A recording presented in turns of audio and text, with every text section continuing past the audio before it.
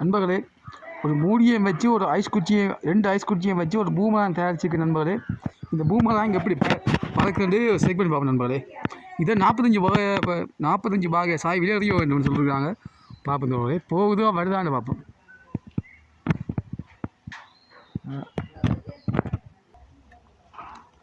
நண்பர்களே, நான் இதை எறிஞ்சேன், ஆனால் திரும்பி வரவில்லை.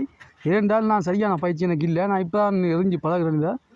இதில் என்ன இருக்குண்டா, முயற்சி செஞ்சு தான் செய்வேன். ஏனென்றால் முயற்சி என்றதுக்கு அர்த்தம் ஒரு முறை செய்வதற்கு முயற்சி இல்லை, பல தடவை செய்து கொண்டிருப்பதுக்கு பேர் தான் முயற்சி.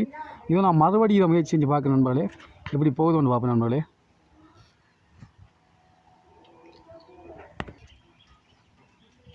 நண்பர்களே, இது போய்விட்டு சிறிது தூரம் திரும்பி வந்திருக்கு, ஆனால் சரியான எரிஞ்ச இடத்துக்கு திரும்பி வரவில்லை. மறுபடியும் முயற்சி செஞ்சு பார்க்குறேன் நண்பர்களே.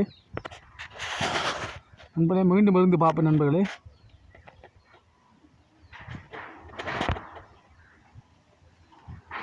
இந்த முறையும் சரியான மாதிரி திரும்பி வரவில்லை. கொஞ்சம் தூரம் பின்னோக்கி வந்திருக்கு தான், ஆனால் அதிக தூரம் பின்னோக்கி வரவில்லை. கொஞ்சம் தூரம் போயிட்டு 3/4 தூரம் திரும்பி வந்திருக்கு.